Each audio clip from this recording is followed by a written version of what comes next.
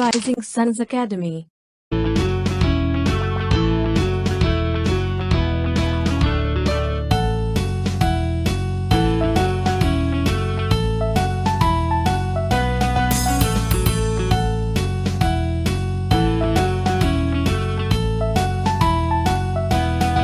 Hello everyone, Rising Suns Academy में आपका स्वागत है।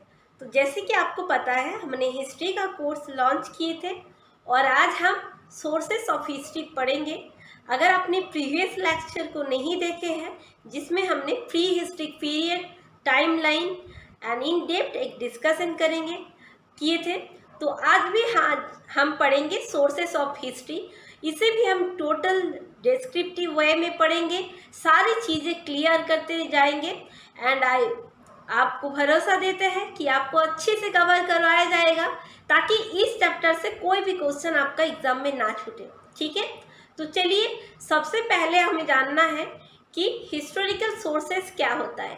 ठीक है, तो जिस सोर्सेस में हमें पास्ट इवेंट के बारे में हमें इंफॉर्मेशन मिलता है, ऐसे सारे सोर्सेस को हम हिस्टोरिकल सोर्सेस बोलते हैं। ठीक है, क्लियर।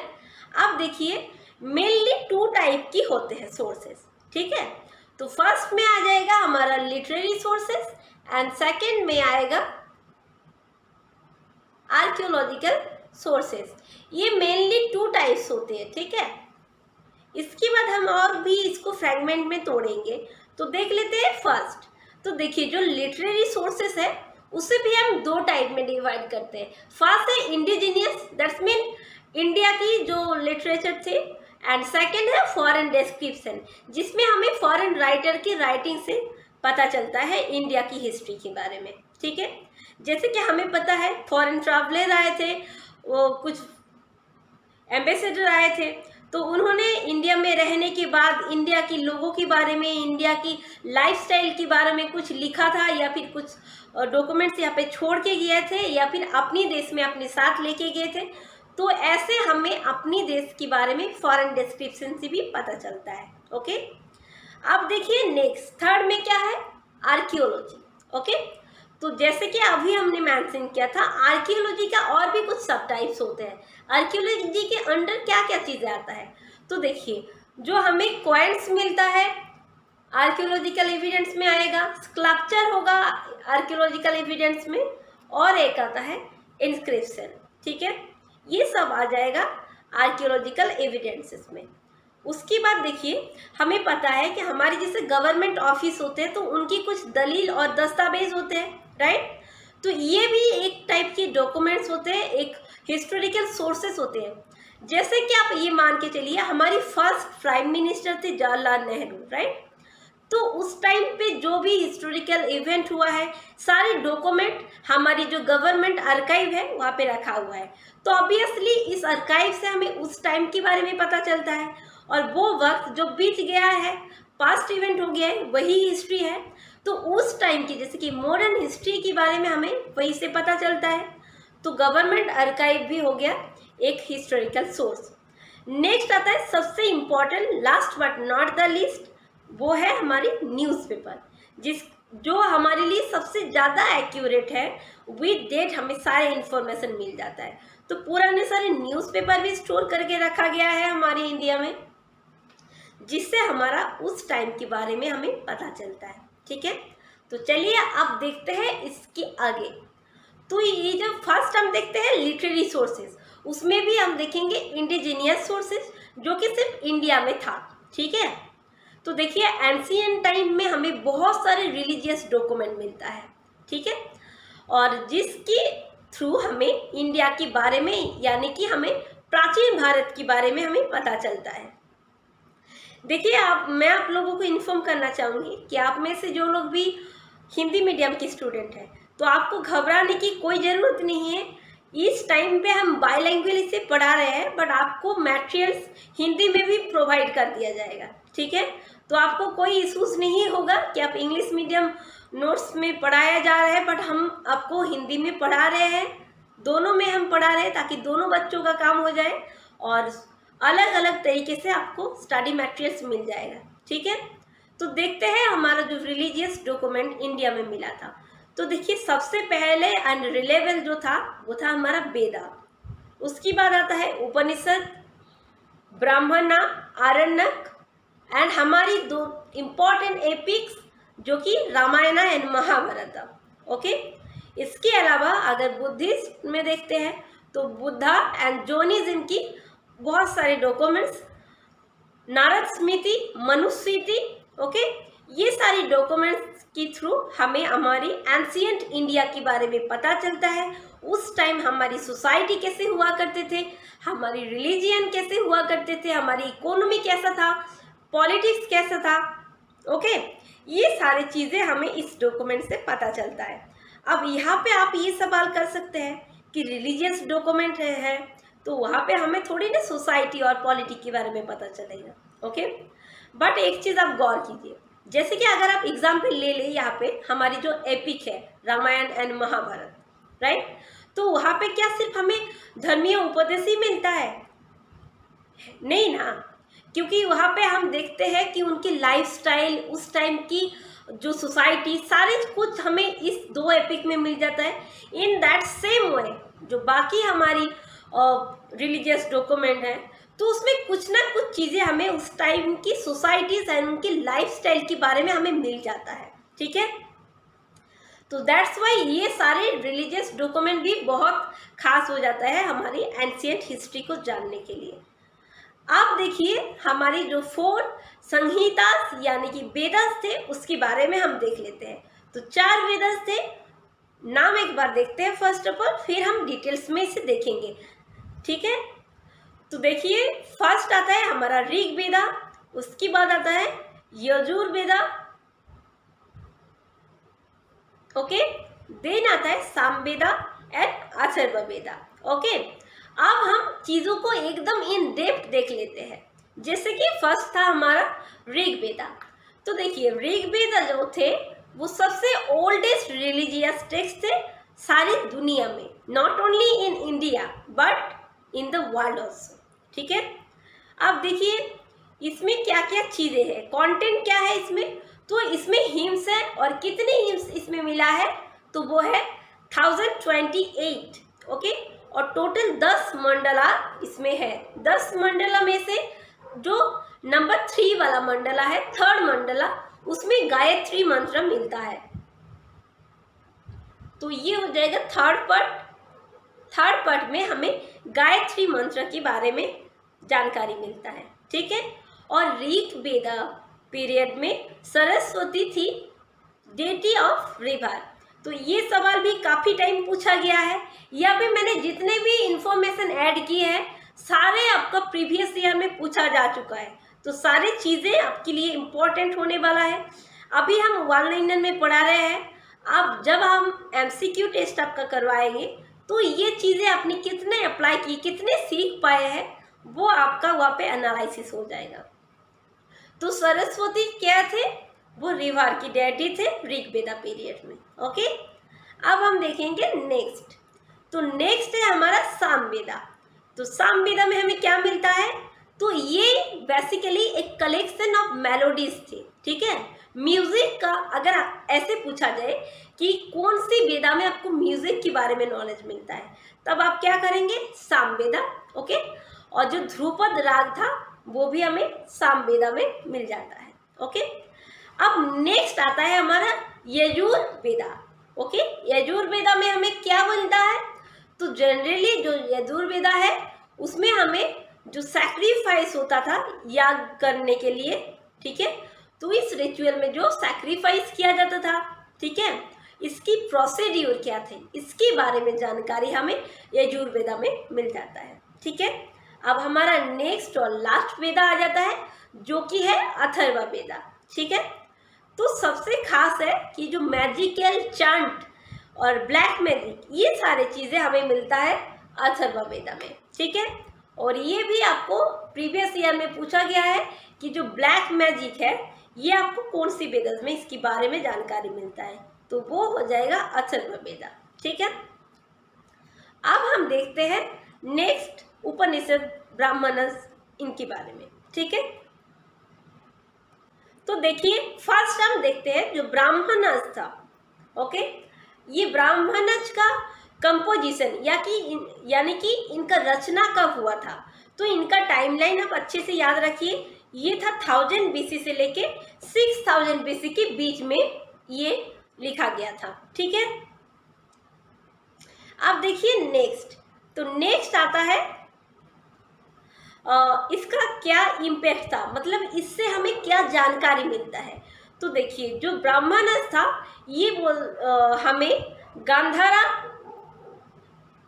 काकेया, शैल, ये सारे जो डायनेस्टीज थे नॉर्थ वेस्ट रीजन में, और कुछ डायनेस्टीज थे हमारी ईस्ट इंडिया में, जैसे कि पांचाल, कोसला, विधिया, ये सारे डायनेस्टीज के बारे में हमें ब्राह्मणज से पता चलता है। ठीक है, अब देखते हैं नेक्स्ट जो है वो है उपनिषद। ठीक है, तो ये जो उपनिषद थे इसकी रचना कब हुआ था।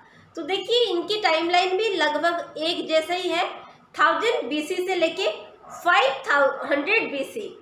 ओके, इसके बीच में जो उपनिषद था इसका राइटिंग हुआ था। अब इससे जो सबसे बेस्ट लर्निंग हमें मिलता है वो है पराविद्या। पराविद्या मतलब क्या होता है, स्पिरिचुअल लर्निंग, मतलब आध्यात्मिक ज्ञान, ये हमें मिलता है उपनिषद से। ठीक है, अब हम देखते हैं नेक्स्ट। तो नेक्स्ट आ जाता है वेदांगज। तो जो वेदांगज था वो कब लिखा गया था, तो 600 BC से लेके 200 BC के बीच में वेदांगज लिखा गया था। और हमें वेदांगज से क्या जानने को मिलता है, तो हमारी जो एंशिएंट इंडिया थे उनके सिविलाइजेशन कैसा था, उनकी कल्चर कैसे था, ये सारी जानकारी हमें मिल जाता है हमारा वेदांगज से। ओके, चलिए, तो नेक्स्ट डॉक्यूमेंट था हमारा स्मृतिज, जैसे हम अभी डिस्कस कर रहे थे। तो ये जो स्मृतिज थे, ये स्मृतिज के बारे में हमें जैसे जानकारी मिलता है, तो इसका कंपोजिशन यानी कि स्मृतिज का रचना काल कब था। ठीक है, तो कब हो जाएगा ये, तो ये था 600 BC से लेके 600 AD के बीच में स्मृतिज का रचना हुआ था। अब ये जो स्मृतिज है इससे हमें क्या जानकारी मिलता है, तो देखिए स्मृतिज से हमें सोशल ऑर्गेनाइजेशन, उनकी थ्योरी, उनकी कस्टम, उनके जो किंग्स थे, ओके, उनके राइट, ड्यूटी और किंग के साथ सब्जेक्ट यानी कि राजा के साथ प्रजा की संपर्क कैसा था।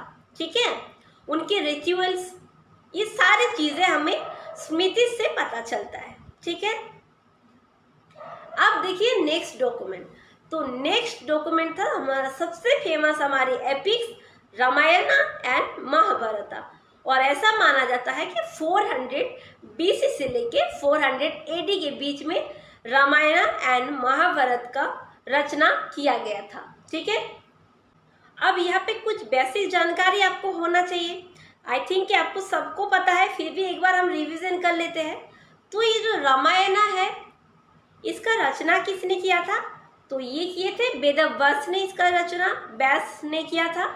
और महाभारत महाभारत लिखा गया था महर्षि वेद व्यास के द्वारा, और रामायण किसने लिखे थे, वाल्मीकि ने। राइट, ओके, अब देखिए जो आरण्यक थे, तो ये आरण्यक का रचना कब किया गया था, तो ये था 1000 BC से लेके 600 BC के बीच आरण्यक की रचना किया गया था। अब नेक्स्ट टेक्स्ट के बारे में देख लेते हैं। तो वो क्या है, वो है हमारी जो बुद्ध एंड जैन कुछ रिलीजियस डॉक्यूमेंट्स थे, जैसे कि था त्रिपिटक, दीपवंश, महावंश, बुद्धचरित। ठीक है, अब कुछ बायोग्राफी आ जाता है। ठीक है, तो इसकी नाम आपको अच्छे से याद रखना है, जो कि है फर्स्ट बुद्धचरित। बुद्धचरित किसने लिखा था, तो बुद्धचरित लिखा गया था अश्वघोष की द्वारा, जो कि मोस्ट इम्पॉर्टेंट डॉक्यूमेंट हुआ था। उसके बाद हम देखते हैं अष्टाध्यायी। तो ये जो अष्टाध्यायी था ये एक्चुअली एक ग्रामर बुक था, जो कि पाणिनि के द्वारा लिखा गया था। देन इनकी कमेंटरी बुक लिखे थे पतंजलि ने। ठीक है, अब उस बुक का नाम था महाभाष्य। तो यहाँ पे 3 इंपॉर्टेंट डॉक्यूमेंट हमें मिल गया, एक था बुद्धचरित, अष्टाध्यायी एंड विभत्स। अब उसके बाद हम देखते हैं अर्थशास्त्र, जो सबसे ज़्यादा लीजेंडरी डॉक्यूमेंट थे, जहाँ हमें सबसे ज़्यादा इंफॉर्मेशन मिलता है। और ये जो अर्थशास्त्र है, इनकी रचयिता कौन थे? विष्णुगुप्त यानी कि कौटिल्य। ठीक है, और ये इसका रचना कब हुआ था? तो इसका रचना हुआ था 4th सेंचुरी BC में। ठीक है, अब नेक्स्ट हम देख लेते हैं जो मुद्रा राक्षस था, ये किसने लिखा था? तो मुद्रा राक्षस जो था, ये लिखा गया था विशाख दत्त के द्वारा। और बेसिकली ये था एक ड्रामा बुक, और इसमें हमें क्या चीज़ें मिलता है? तो जो चंद्रगुप्त मौर्य थे, first empire of Maurya dynasty, उनकी डिस्क्रिप्शन हमें यहाँ पे मिलता है। और उनके जो प्राइम मिनिस्टर है थे उस टाइम, चाणक्य यानी कि विष्णुगुप्त, उनके बारे में और कुछ कंटेम्पोररी राजाओं के बारे में हमें मुद्रा राक्षस से पता चलता है। ठीक है, अब देखिए नेक्स्ट। तो नेक्स्ट आता है मालविकाग्नि मित्र। ओके, जो कि कालिदास ने लिखा था, बहुत ही इंपॉर्टेंट टेक्स्ट है। और ये भी एक प्ले बुक था। और ये क्या प्रोवाइड करते हैं? तो ये कुछ इंफॉर्मेशन प्रोवाइड करते हैं political condition of Shunga dynasty and the precious royal dynasty. जो शुंग डायनेस्टी थे, उनके बारे में इस बुक से हमें मिल जाता है। और साथ ही साथ में उनके साथ कुछ उनकी पहले की कुछ रॉयल डायनेस्टीज की हिस्ट्री भी हमें इस प्ले बुक से मिल जाता है। ठीक है, अब देखिए नेक्स्ट। तो नेक्स्ट हम कुछ इम्पोर्टेंट बायोग्राफीज के बारे में पढ़ेंगे। तो सबसे फर्स्ट आ जाता है हर्षचरित इसमें से। तो हर्षचरित जो था, ये किन के द्वारा लिखा गया था? तो हर्षचरित लिखा गया था बाणभट्ट के द्वारा। और बाणभट्ट कौन थे? तो ये थे हर्षवर्धन की सभा कवि। ठीक है, अब नेक्स्ट आता है रामचरित। ये भी बहुत ही फेमस बुक है। तो रामचरित जो है, ये लिखा गया था संध्याकर नंदी के द्वारा। ठीक है, और ये क्या करता है? जो पाल डायनेस्टी है, उस पे एक ब्रीफ डिस्क्रिप्शन हमें देते हैं। ठीक है, और ऐसा बोला जाता है जो संध्याकर नंदी थे, वो तो संध्याकर नंदी खुद को वाल्मीकि और उनके जो पैट्रन थे रामपाल, उनको एज अ रामा वो डिस्क्राइब किए हैं। ठीक है, उन्होंने खुद को बोला है कि मैं हूँ कली युग का वाल्मीकि, और मेरी जो प्रभु यानी मेरी जो पैट्रन है रामपाल, पाल डायनेस्टी के किंग थे, उनको उन्होंने एज गॉड रामा उन्होंने कंपेयर किए हैं।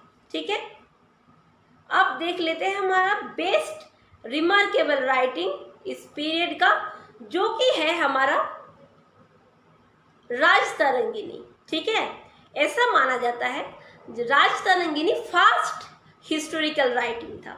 ठीक है, अब एक चीज देखते हैं हम, ये जो राजतरंगिणी है, इसका एक्चुअली मतलब क्या है? तो देखिए, राजतरंगिणी, तरंग मतलब क्या होता है? जो पानी का तरंग होता है, राइट? तो बिल्कुल इसी तरह किंग राजाओं की जो तरंग था, उसे इस बुक में कैप्चर किया गया है। इसीलिए इस बुक का नाम दिया गया है राजतरंगिणी।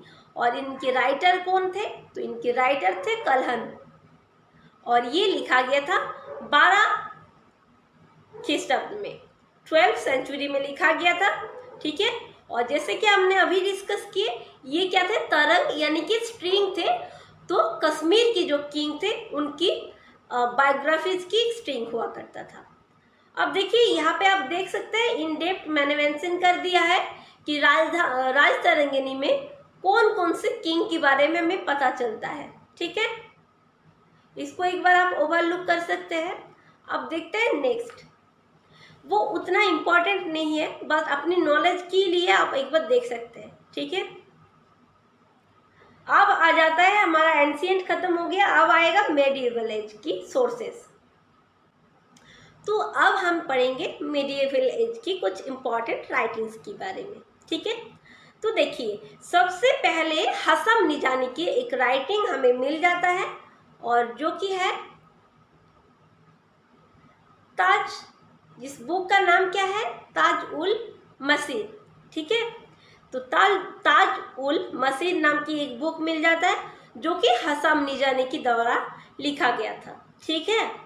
अब उसके बाद देखिए, उसके बाद आता है तबकत ई नसेरी, ये एक फेमस बुक है और इनके राइटर कौन थे, तो इनके राइटर थे मिनहाज ई सिराज, ओके। अब नेक्स्ट इंपॉर्टेंट रिमार्केबल बुक होता है तुगलकनामा। तो तुगलकनामा जो था, इसका राइटर कौन थे, इसके राइटर थे अमीर खसरू। अब यहाँ पे आपको एक क्वेश्चन मिल जाता है, अमीर खसरू को भारत की पैरट बोला जाता है, इंडियन पैरट, राइट। और एक चीज आपको याद रखना है कि ये अलाउद्दीन खिलजी की टाइम ये थे, ठीक है। अब देखते हैं हम जो बायोग्राफी ऑफ दो बुक थे इंपॉर्टेंट मुगल किंगडम में, एक था बाबर और जहांगीर की लाइफ स्टोरी, बायोग्राफी उनका, ठीक है। तो जो बाबर का था उसकी नाम क्या था, ताजिकी बाबरी, ये गलत आ गया है, मैं इसको करेक्ट कर दूंगी पीडीएफ में। तो ताजक ई बाबरी एंड ताजक ही जहांगीरी, राइट। ये दो इंपॉर्टेंट बायोग्राफी थे उस टाइम की। उसके बाद हम देखते हैं नेक्स्ट इंपॉर्टेंट टेक्स्ट क्या था मिडिएवल पीरियड का, तो वो था आईनी अकबरी एंड अकबरनामा, जो कि बहुत इंपॉर्टेंट सोर्सेस था मुगल डायनेस्टी को जानने के लिए। एंड अगर स्पेसिफिकली बात करें तो अकबर की किंगडम को जानने के लिए, ठीक है। तो ये था मिडिएवल एजेस की कुछ इंपॉर्टेंट सोर्सेस। तो अब हम पढ़ेंगे मॉडर्न इंडिया की कुछ इंपॉर्टेंट राइटर के बारे में। तो मॉडर्न इंडिया की कुछ इंडियन राइटर हम फर्स्ट देख लेते हैं। तो वो है दादा भाई नौरोजी, एम.जी. रानाडे, बाल गंगाधर तिलक, सुरेंद्रनाथ बंदोपाध्याय एंड उनकी जो राइटिंग थे वो बहुत ही इम्पोर्टेंट था मॉडर्न हिस्ट्री को जानने के लिए। इसके अलावा भी हमें कुछ ब्रिटिश एंड फॉरेन राइटर भी मिल जाते हैं जिनकी राइटिंग से भी हमें मॉडर्न इंडिया के बारे में पता चलता है, ठीक है। वो उतना रिमार्केबल नहीं है, सो दैट्स वाई मैंने उसको यहाँ पे अलग तरीके से मेंशन नहीं किया है। मैंने देखिए ऐसे ही चीज़ ऐड की है जो कि आपकी एग्जाम में आपको हेल्प करे, ठीक है। अब हम देखते हैं कुछ फॉरेन राइटिंग्स के बारे में, ठीक है। तो फॉरेन राइटिंग्स में अगर बात करें तो हमें पता है कि हमारी इंडिया में कुछ फॉरेन ट्रैवलर आए थे, ठीक है, और उनका कुछ वैल्यूएबल सोर्सेस था जो कि हमें एंशिएंट हिस्ट्री के बारे में पता चलता है जिसको पढ़ के, ठीक है। तो पहले हमने ऑलरेडी जो सोर्सेस कवर किए मिडिएवल एंड मॉडर्न एंशिएंट की, वो हमारे इंडिजीनियस सोर्सेस थे, मतलब इंडियन राइटर के द्वारा लिखा गया था। और अब जो हम देख रहे हैं ये क्या है, तो ये है फॉरेन सोर्सेस जो कि फॉरेन ट्रैवलर और राइटर्स की से हमें मिलता है, ठीक है। तो देखिए सबसे पहले हमें पता है कि इंडिया में Greek, Chinese, Tibetan, Arabian visitor आए थे। उनमें से कुछ लोग थे मर्चेंट एंड कुछ लोग थे एम्बेसडर, हिस्टोरियन एंड ट्रैवलर। तो ये सारे टाइप के लोग इंडिया पे आए थे। तो ऑब्वियसली जो हिस्ट्रियन थे, जो ट्रैवलर थे, वो इंडिया ट्रैवल करने के बाद कुछ साल तक रहने के बाद अपने कंट्रीज में वापस जाते हैं और इंडिया के बारे में एक डिस्क्रिप्शन, एक बुक लिखते हैं जिससे हमें हमारी इंडिया की उस टाइम के बारे में पता चलता है, ठीक है। एक्सपीरियंस उस बुक में सजा किए हैं, जो भी उन्होंने देखे हैं सारी चीज़ें। अब हम इन डेप्थ देखते हैं। तो आप बात करते हैं हम ग्रीक राइटर्स की, ठीक है। तो देखिए हमें पता है कि अलेक्जेंडर द ग्रेट जो थे वो इंडिया आए थे, ठीक है। तो कुछ इंडियन सोर्स में उनके बारे में हमें मिल जाता है, ठीक है। और ये जो ग्रीक सोर्सेस थे उनसे हम ये हिस्ट्री को रिकॉन्स्ट्रक्ट कर पाते हैं उस टाइम के बारे में कि उस टाइम में क्या हुआ था। इंडियन पीपल जो थे वो क्या क्या इन्वेंशन करते थे, उस टाइम न्यू इन्वेंशन, ठीक है। ये सारी चीज़ें हमें कुछ राइटर से मिल जाता है। उसके बाद देखिए ऐसे कुछ हम जो राइटर थे ग्रीक राइटर, उनको हम दो टाइप में डिवाइड करते हैं। एक वो हो जाता है जो अलेक्जेंडर द ग्रेट के आने के पहले आए थे, और एक हो जाएगा जो अलेक्जेंडर आने के साथ या फिर उनके आने के बाद आए थे। ठीक है, तो फर्स्ट हम प्री अलेक्जेंडरियन टाइम की कुछ ग्रीक राइटर के नाम देखते हैं। तो उनमें से सबसे फेमस थे Skylax, Hecataeus, Miletus and Herodotus and Ctesias. ठीक है, ये सारे थे pre Herodotean, pre Alexandrian writers. अब हम देखते हैं कि जिसे हम फादर ऑफ हिस्ट्री बोलते हैं हेरोडोटस, वो भी एक ग्रीक हिस्टोरियन थे। एंड देखिए टेसियस नाम की एक राइटर के बारे में हमें पता चला, वो कौन थे? वो थे एक फिजिशियन। ठीक है, और उनकी राइटिंग के बारे में हमें जो पार्सियन इन्वेजन हुआ था north west part of India में, उसके बारे में हमें जानकारी मिलता है। ठीक है, अब हम नेक्स्ट पढ़ेंगे इन डेप्थ एक एक राइटर के बारे में। ठीक है, तो आप देखिए कुछ इम्पोर्टेंट राइटर जो कि अलेक्जेंडर की इन्वेजन के साथ आए थे या फिर उनके बाद आए थे। तो उसमें से आता है टेथियस, एलियन, प्लूटार्च, जस्टिन। ठीक है, और उनकी राइटिंग से हमें अलेक्जेंडर के इन्वेजन के बारे में अच्छे से पता चलता है, मतलब डिटेल्स पता चलता है। ठीक है, तो अलेक्जेंडर के बाद आए थे एंड मोस्ट फेमस थे ग्रीक राइटर्स में, वो थे मेगास्थेनिक्स। ठीक है, तो ये जो मेगास्थेनिक्स थे वो किसके द्वारा भेजा गए थे और किनकी टाइम पे आए थे, ये क्वेश्चन अक्सर पूछा जाता है। तो देखिए जो मेगास्थेनिक्स थे उनको भेजा गया था चंद्रगुप्त मौर्य की राजसभा में। ठीक है, और किनके द्वारा भेजा गया था? तो भेजा गया था सेलुकास के द्वारा एज अ ग्रेट एम्बेसडर। ठीक है, और वो उनकी एम्बेसडर होके आए थे। उसके बाद उन्होंने चंद्रगुप्त मौर्य की किंगडम में आए और वहाँ पे मोर देन 6 ईयर वो रुके थे। ठीक है, तो वो जो 6 साल रुके, इंडिया को स्टडी किए, कैसे उनकी कल्चर है, क्या उनकी पॉलिटिक्स है, इकोनॉमी कैसे चलता है, सारी चीज़ों को उन्होंने डिटेल्स एक बुक में उन्होंने लिखा, और वो फेमस बुक की नाम है indica. Okay, that's mean the history of India. ये था उनकी बुक का मतलब। अब देखिए इस बुक बहुत फेमस है ये बुक, और सबसे ज़्यादा जो है क्या क्या चीज़ें उन्होंने इस बुक में मेंशन किए थे। ठीक है, तो एक क्वेश्चन आपको बार बार एग्जाम में मिल जाता है कि जो मेगास्थेनिक्स थे उनकी बुक में उन्होंने कितने कास्ट के बारे में डिस्क्राइब किए थे चंद्रगुप्त मौर्य की टाइम पे। तो देखिए ये जो है 7th क्लास कास्ट, तो उन्होंने ये मेंशन किया था कि इंडिया में 7 कास्ट हुआ करता था चंद्रगुप्त मौर्य के टाइम में।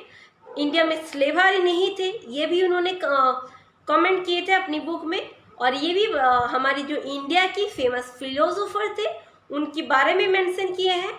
इसके अलावा इंडिया का क्या जोग्राफिकल फीचर्स था, इंडिया का लैंड कैसा हुआ करता था, fertile, about the most famous capital Pataliputra, इसके बारे में उन्होंने अपनी किताब में लिखे हैं। ठीक है, आप देखिए नेक्स्ट, तो नेक्स्ट हम पढ़ेंगे रोमन राइटर के बारे में।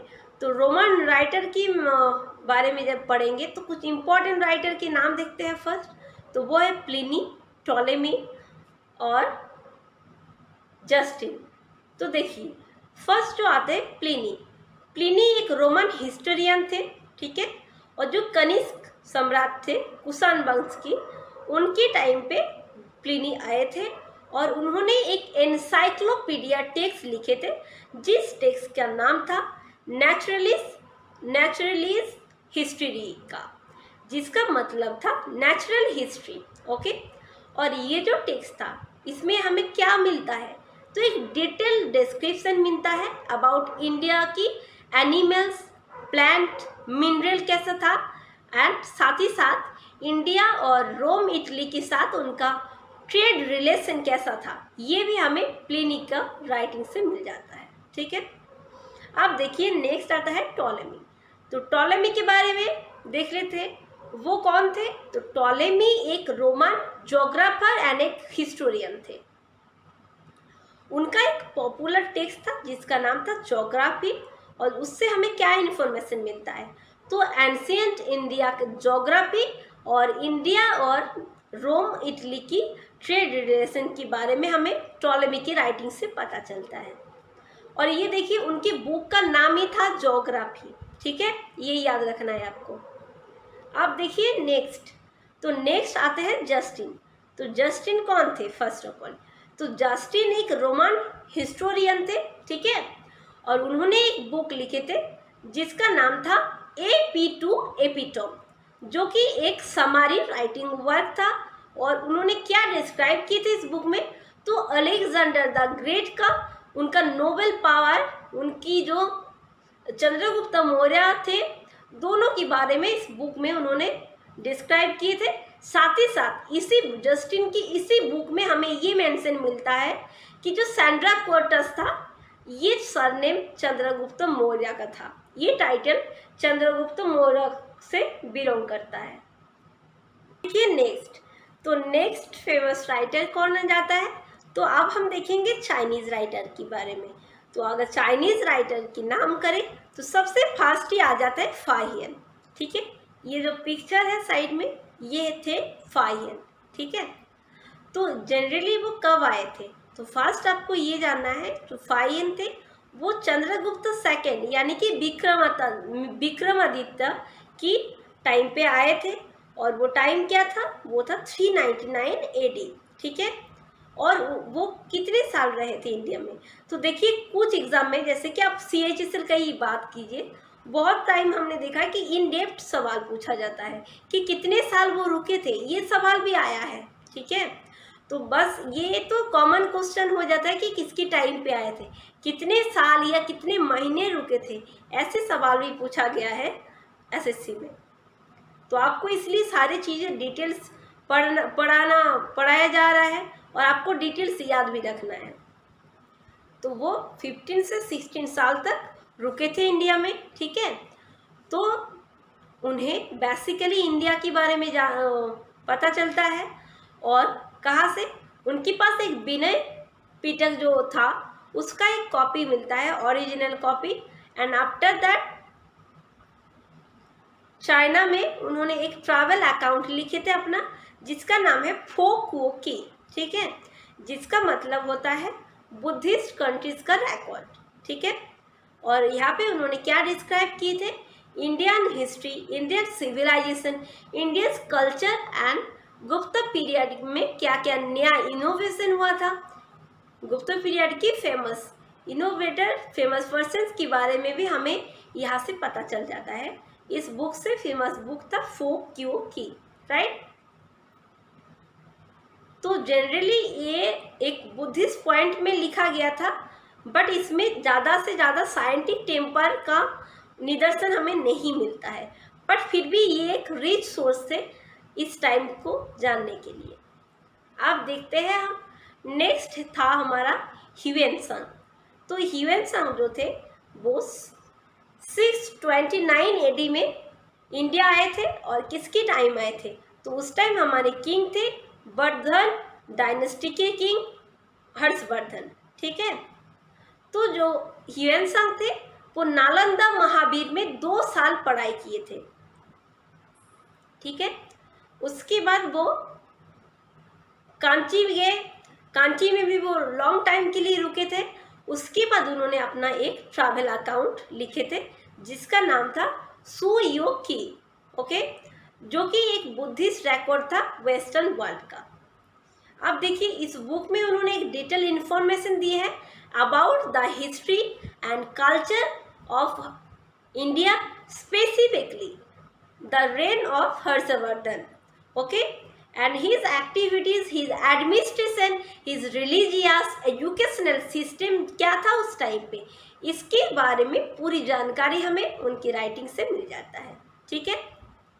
और एक चीज़ है, ह्यूएन का एक टाइटल है, वो क्या है, तो उन्हें हम प्रिंस ऑफ पिलग्रिम्स इस नाम से हम उन्हें जानते हैं, ठीक है। तो अगर आपसे पूछा जाए प्रिंस ऑफ पिलग्रिम्स किसे बोला जाता है, तो ऑप्शन हो जाएगा ह्यूएनसन। ओके, अब देखते हैं हम ईत सिंह। तो जो ईत सिंह थे वो भी इंडिया आए थे, और कौन से रूट में आए थे, तो वो सी रूट में आए थे, सुमात्रा होके, ठीक है। और उन्होंने भी नालंदा महावीर में पढ़ाई किए थे, संस्कृत भी सीखे थे, और कितने साल थे वहाँ पे, तो 14 ईयर्स तक रुके थे, ठीक है। और बुद्धिस्ट टेक्स्ट और संस्कृत टेक्स्ट को भी उन्होंने स्टडी किए थे। और अब ये माना जाता है वो जो गुप्त डायनेस्टी के फर्स्ट रूलर थे श्रीगुप्त, उनके टाइम पे उन्होंने आए थे, ठीक है। ये हो गया ईत सिंह। चलिए अब हम पढ़ लेते हैं कुछ अरबियन राइटर के बारे में। अब देखिए अरबियन राइटर के बारे में, ठीक है। तो अगर अरबियन टूरिस्ट की या राइटर की बात की है तो सबसे पहले आ जाता है अल मसूदी सुलेमानी हसम निजामी, जो कि सबसे फेमस एंड सिग्निफिकेंट थे। उसके बाद आता है अल बिरूनी, और अल बिरूनी की सबसे फेमस बुक थे किताब ई हिंद, यानी कि दूसरा नाम उसका था किताब ई हिंद या फिर तहकीक ई हिंद, ठीक है।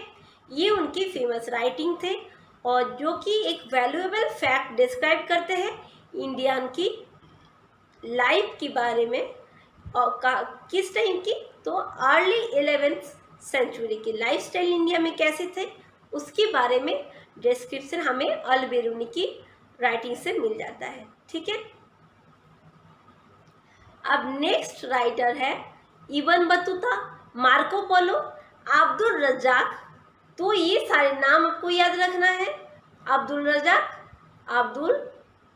Marco Polo, Ibn Battuta and Barnes Hawkins. ये सारे इम्पोर्टेंट राइटर थे, और उनकी राइटिंग भी मेडिएवल हिस्ट्रीज के लिए बहुत ही इम्पोर्टेंट थे, ठीक है। और उनकी ये राइटिंग में हमें एक वेल्दी एक्सप्लेनेशन मिल जाता है इन कंटेम्पोररी इंडियन लाइफ का, ठीक है। अब हम देखते हैं एंशिएंट स्क्रिप्ट। तो ये तो था लिटरेरी वर्क, अब हम पढ़ेंगे स्क्रिप्ट के बारे में, ठीक है।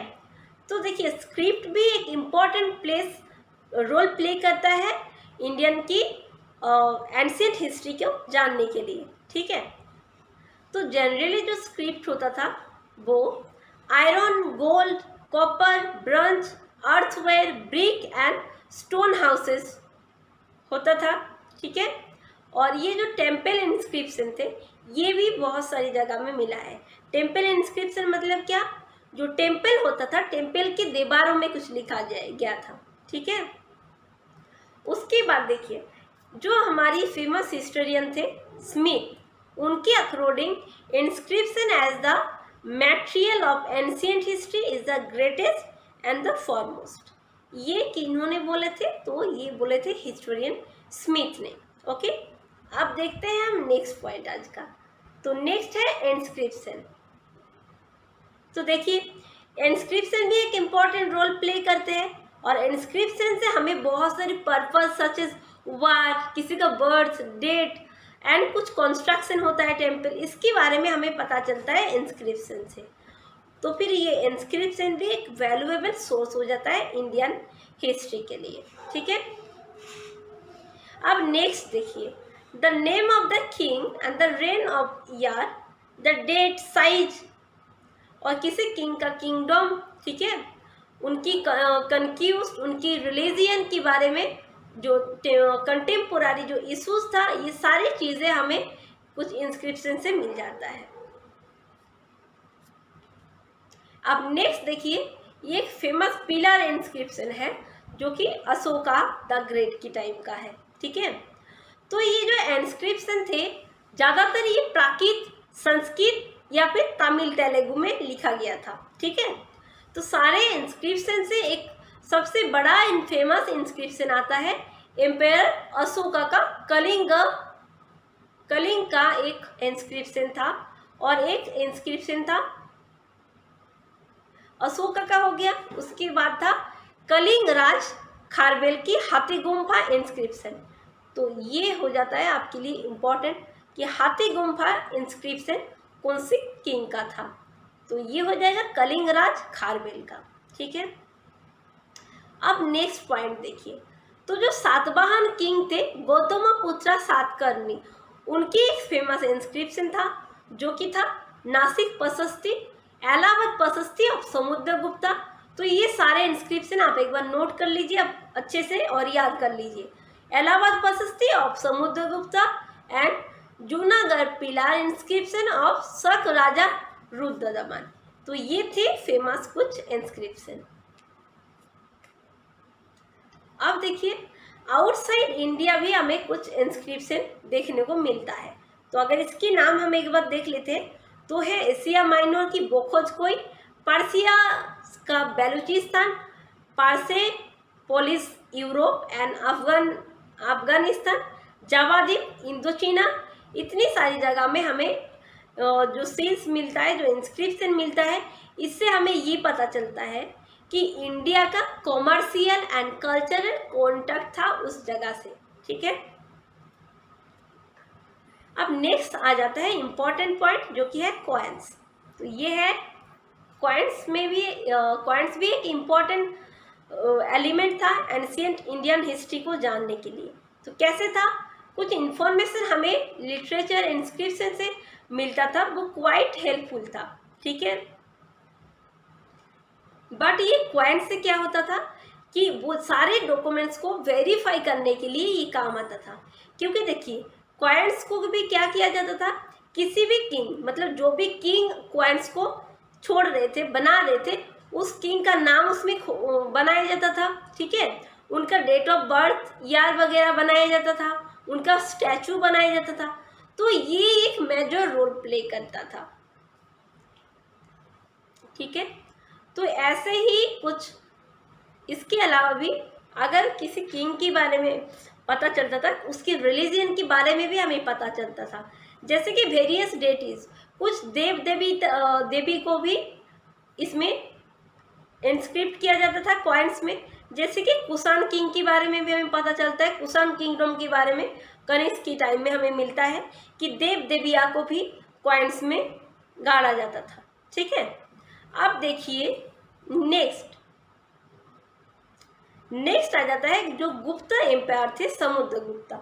तो एक कॉइन में हमें उनका स्टैचू मिलता है जिसमें वो बीना बजा रहे हैं। ठीक है, तो इससे हमें ये पता चलता है कि जो समुद्रगुप्त थे वो म्यूजिक के साथ रिलेटेड थे, उनका कंप्लीट उनका लाभ, उनका डिवोशन था म्यूजिक के लिए, ये हमें पता चलता है। ठीक है, तो एक चीज़ क्लियर हो गया, पॉइंट से सिर्फ राजाओं की नाम और जन्म ही नहीं, उनकी कल्चर, उनकी हॉबीज़ के बारे में भी हमें पता चलता था।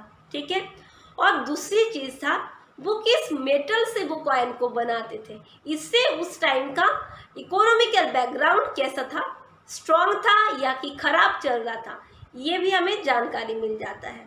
ठीक है, पॉइंट तो देखिए जैसे कि हम कॉइन्स की पढ़ रहे थे, तो उसके अलावा भी हमें और क्या क्या चीज़ें पता चलता है इस कॉइन से। तो सच एज हम एग्जाम्पल लेते हैं कि रोमन कॉइन्स, तो बहुत सारे रोमन्स कॉइन्स दिखा गया है इंडिया में, और इससे हमें क्या मैसेज मिलता है, इससे हमें ये पता चलता है कि इंडिया के साथ रोम का ट्रेड रिलेशनशिप था, उनका economic prosperity, maritime trade without the help of currency, ये सब चलता था। ठीक है, अब देखिए एंशिएंट हिस्ट्री जो है, तो उस टाइम इंडिया का कुछ रिपब्लिक था, जैसे कि मालव, यधरा एंड पांचाल, ये रिमेन था। जैसे कि आज हमें पता है उस टाइम भी ये ऐसे ही हुआ करता था। ठीक है,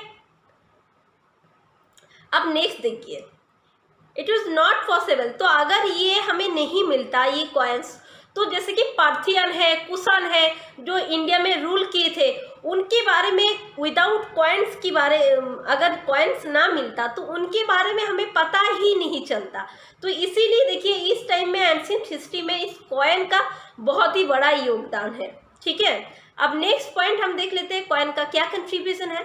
तो अब देखिए करेंसी जो था वो वन एंड ओनली एलिमेंट था जिसकी थ्रू हम बैक्टीरियन ग्रीक जो इंडिया पे रूल किए थे नॉर्थ वेस्टर्न बॉर्डर में, ठीक है, उनके बारे में भी जानने की वन एंड ओनली सोर्स था ये करेंसी, ठीक है।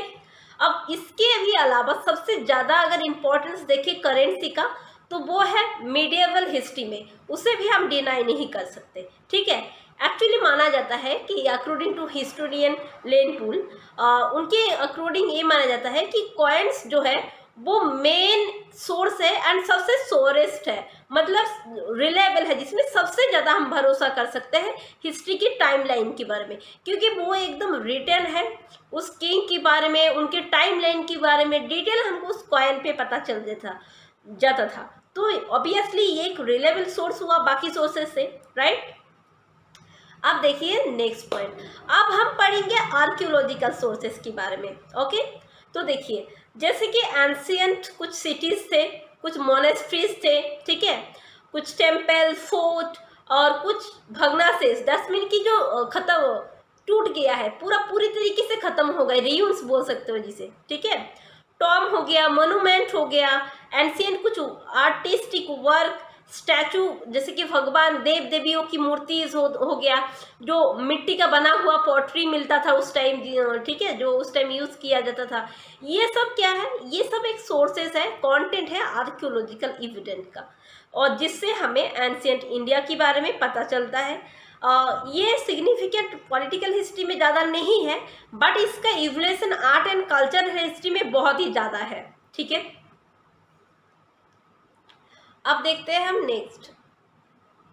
अब देखिए ये जो आर्कियोलॉजिकल एविडेंस है ये हमें किस चीज़ के बारे में एक क्लियर पिक्चर देता है, तो वो सबसे पहले हमारा art, religion and economic condition of the particular era, किस टाइम की है, उस टाइप की वो आर्टिस्टिक वर्ड से हमें उस एरा के बारे में पता चलता है, ओके। तो ये आर्कियोलॉजिकल सोर्स का एविडेंस हो गया।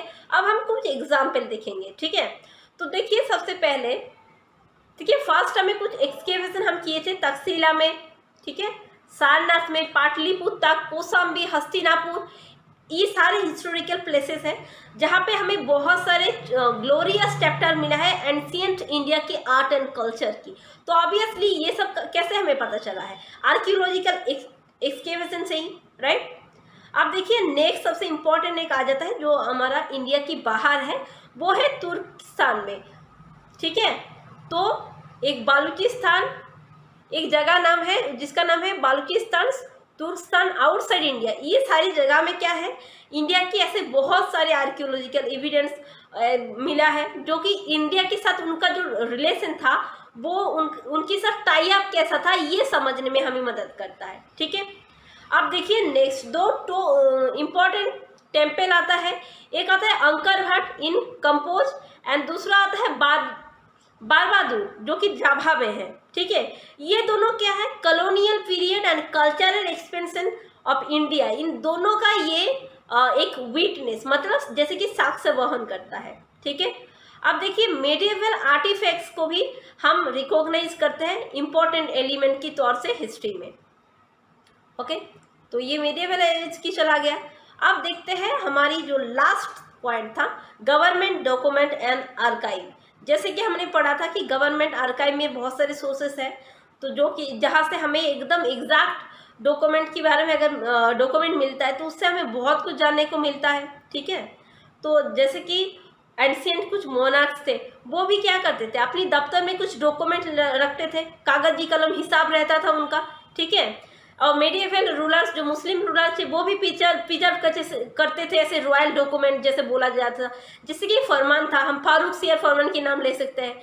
तो ऐसे सारे फरमान, ये सारे लेटर, ये सब वो मेडिएवल एज से स्टोर करते थे, ठीक है। तो ऐसे डॉक्यूमेंट्स अगर हम देखें तो हमें जैसे कि दिल्ली में या फिर जो हमारी बहुत सारी जो प्रोविंशियल कैपिटल है, ठीक है, जैसे स्टेट कैपिटल हो गया, तो ऐसे सारे जगह में ये सब स्टोर करके रखा जाता है अभी भी। तो ये एक इम्पॉर्टेंट डॉक्यूमेंट हो जाता है।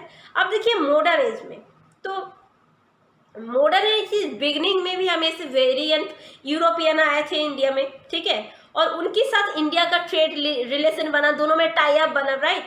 तो उसके बाद तो जो डॉक्यूमेंट हुआ, सारे डॉक्यूमेंट गवर्नमेंट आर्काइव में स्टोर करके रखा जाता था, जो कि आज भी हमारी इंडिया में प्रिजर्व है।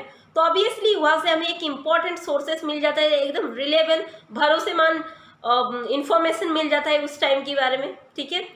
और जैसे कि ब्रिटिश रूलर के लिए कुछ कुछ ब्रिटिश रूलिंग के टाइम कुछ काम हुआ था, जितने भी डॉक्यूमेंटरीज हुआ था, तो ये सारे चीज़ कुछ कुछ चीज़ लंदन में है, कुछ कुछ दिल्ली में है, और बहुत सारे हमारे स्टेट कैपिटल में अभी स्टोर है।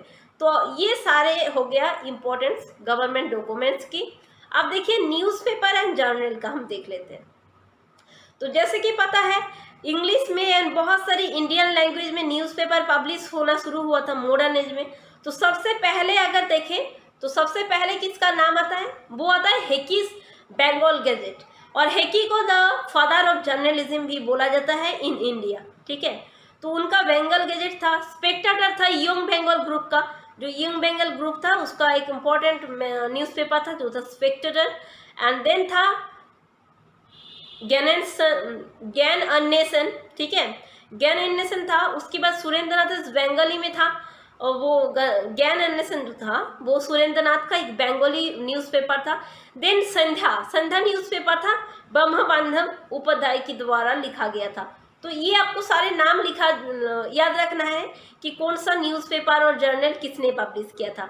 तो देखिए सबसे पहले सुरेंद्रनाथ बनर्जी का था ज्ञान अन्वेषण, उसके बाद स्पेक्टेटर था यंग बंगाल ग्रुप का हिकीस बंगाल गैजेट, उसके बाद आएगा ब्रह्म बांधव उपाध्याय का संध्या, एंड बाल गंगाधर तिलक का था मराठा न्यूज़पेपर जो था केसरी, एंड मद्रास में था मद्रास हिंदू जो था उनका एक था मद्रास, ठीक है। तो ये सारे इम्पोर्टेंट न्यूज़पेपर हो जाता है। तो ये था हमारी आज की क्लास। अब देखिए नेक्स्ट क्लास में हम क्या पढ़ेंगे, तो हम नेक्स्ट क्लास में पढ़ने वाला है इंडस वैली सिविलाइजेशन, ओके। तो आपको ये सेशन कैसा लगा तो हमें बताइए, ज़रूर फीडबैक दीजिए, अपनी दोस्त तक इस वीडियो को शेयर कीजिए। एंड अगर आप चाहें तो हमारी पेड कोर्स ज्वाइन कर सकते हैं, आपको कंप्लीट हिस्ट्री का कोर्स आपको वहाँ पे मिल जाएगा एकदम मिनिमम प्राइस में, ठीक है। तो thank you, thanks for watching, have a nice day.